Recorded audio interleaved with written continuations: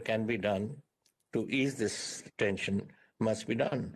I've had it in Punjab for nearly 4 months now. We had 3 people, for nearly 2.5 months, people were sitting on the railway lines, all the block. Even today, I've got about 118 places where their farmers are still agitating in Punjab. The Jandiala railway line is closed. In addition to that, all your toll barriers are closed. All the Reliance petrol pumps are people are sitting on.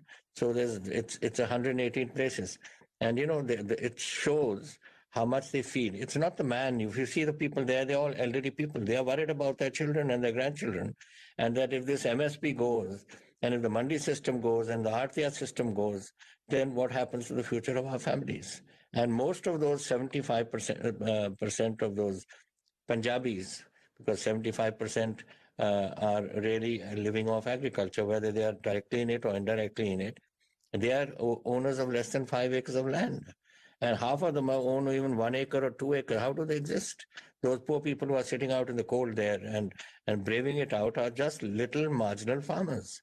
And that is what is sad, which is happening. But is there a genuine fear of Khalistani elements infiltrating the farmers' agitation? Did you warn the Home Minister of the same? And did you say if the agitation is not brought to an early end, we could see the birth of hardliners?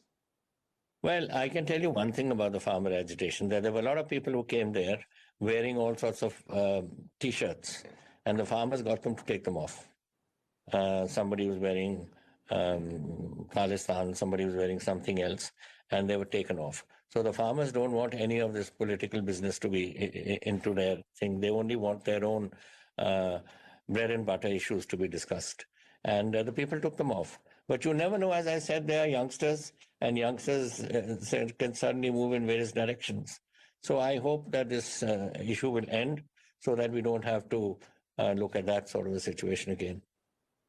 Now, if you dissect the 3 bills that were passed, or the 3 acts that are now, let's take a look at the opening up of the APMC system, the fact that they've talked about one nation, one market.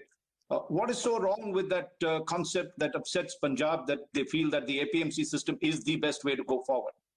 No, that's not what it is. The system is that we've always had. Firstly, you have the RTRs, which do your buying. RTR has a very close association for the last 100 years with the farmers, so that they have a sort of a family relationship. Anytime at night, if an RTR has a tragedy in his family and has to rush his child to hospital, he goes to his RTR, knocks on the door and takes 1,000 rupees or 1,500 and rushes his child to hospital. Can he do that with the corporate world?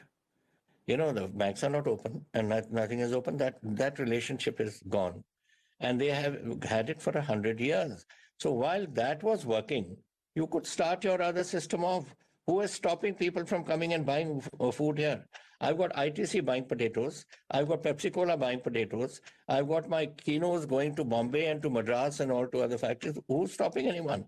But I was one in the last government. I was the one that Field to Fork program, which I was trying to do with the Ambanis. What was I trying to do? I was trying to get them to get, instead of 2 crops, get 3 vegetable crops produced by the farmers, which they would lift for their food stores all over the country.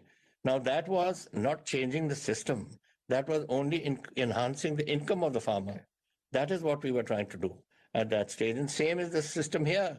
So while the RTR system let it work, why are you stopping it? And on the other hand, let the corporate world do its buying as they are buying. And in case the farmer feels happy with the corporate world, he'll go there. If he's happy with his RTI, he'll go there. Why are you trying to just do away with one system altogether?